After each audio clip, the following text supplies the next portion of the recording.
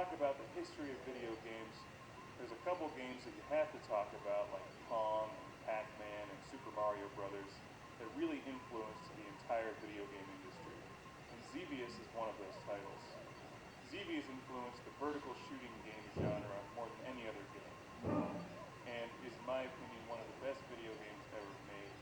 And incredibly challenging, frustrating, and enjoyable all at the same time. This game was released in 1982 and has fortunately seen a comeback on Xbox Live. And I think Xbox Live is tremendous. And the Xbox Live Arcade, bringing back the old school games from the 80s and platformers from the 90s. And I can't say enough good things about Xbox Live. Not only does it bring back these great old school games, but it brings them back in high definition. You can play them through your HDMI cable into an HD TV, and it's just tremendous. Xevious is presented in its original native aspect ratio as you would have played it in the arcade, which is like a television laid on its side.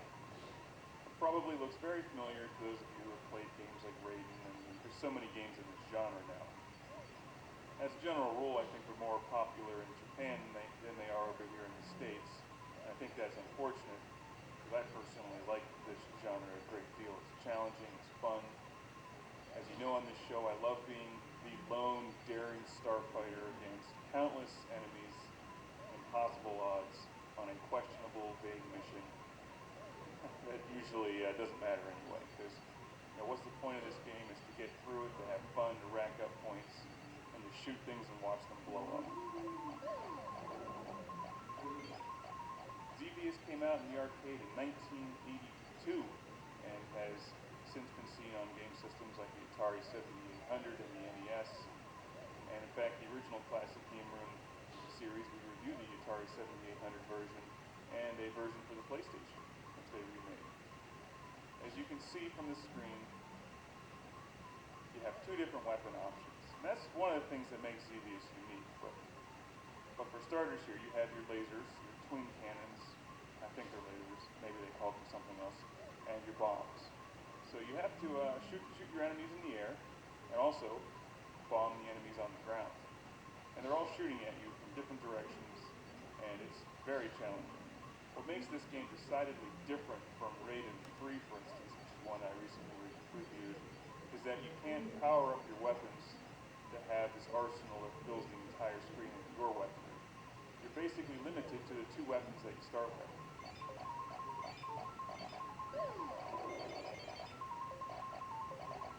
So instead of getting that massive, huge shotgun burst of red bullets that most vertical games have, or a special weapon that you can blow up and then eliminate all enemy fire when it's about to kill you, you really have to rely on some serious skill in dodging the enemy fire.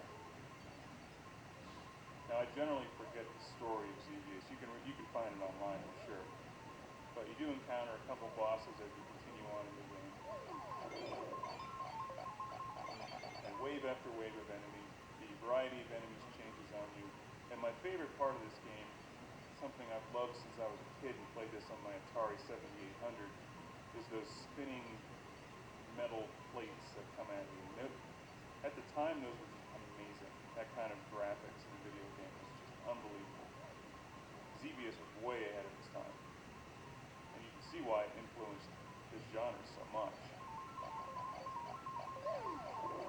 Just these simple things like little tank boats in the water. You can't just bomb them. You have to actually lead them with your bomb and hope that they run into it. So it requires a lot of skill to hit all the enemies in this and rack up serious points. And with Xbox Live, of course, they give you the added incentive of going for gamer points,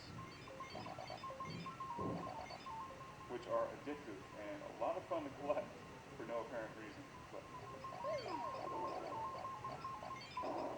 the other great thing about Xbox Live, of course, is you can see how your score ranks up against everybody else and friends of yours. What's really incredible about Xevious is that this game came out in '82, and it really doesn't look any different than newer games today. Maybe it's slightly different, but I mean, there's only so much you can really do with a two-dimensional vertical scrolling game before it starts getting ridiculous. And I'm not a big fan of adding in all those three-dimensional polygons and crap floating all over the screen. I think keeping it simple like this is the way to go. And that's why I like Xevious so much in games like Rage 3. Now, I'm generally not a huge fan of using the Xbox 360 controller on this game. It's definitely challenging. I prefer the arcade-style joystick and buttons, but what are you going to do when you don't have a stand-up Xevious arcade machine in the basement? Xbox Live is about the best thing you can have.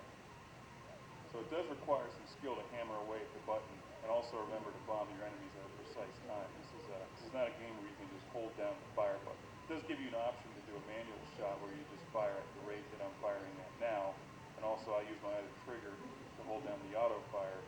So if a wave of enemies comes at me, I hold down that trigger and it puts off a machine gun burst of shots.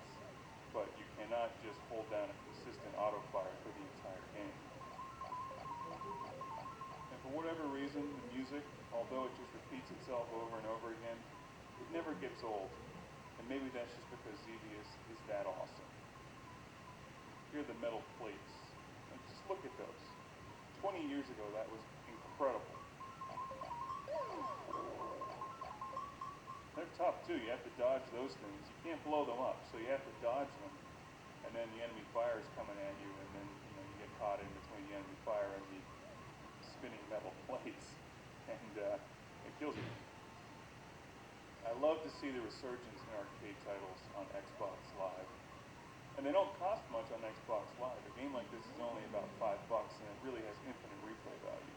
Even if you went out and find this for your Atari 7800 or NES, it would still cost you at least $5 or $6 when you add in the shipping cost. Because you probably end up finding it on eBay, for instance.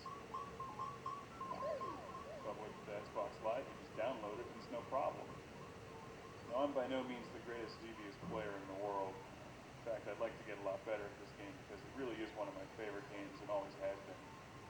Just need to find the time to sit down and get back into it. One of my favorite game systems is the Atari 7800, and that's one that I grew up with and had when I was a kid. And Xevious was up there with Robotron 2084 as my favorite game on the Atari 7800. And I played it for hours and hours and hours and hours.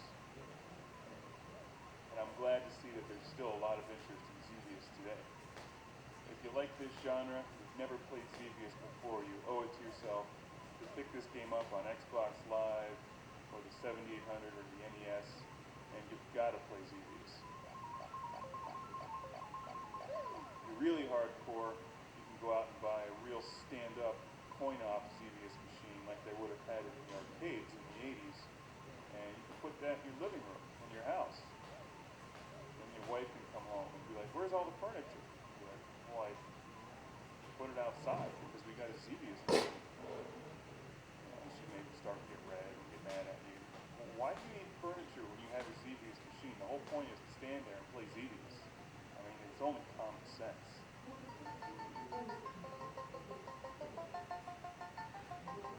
It's like replacing your dining room table with the cocktail version of Ms. Pac-Man. You can eat on that Ms. Pac-Man machine and play Ms. Pac-Man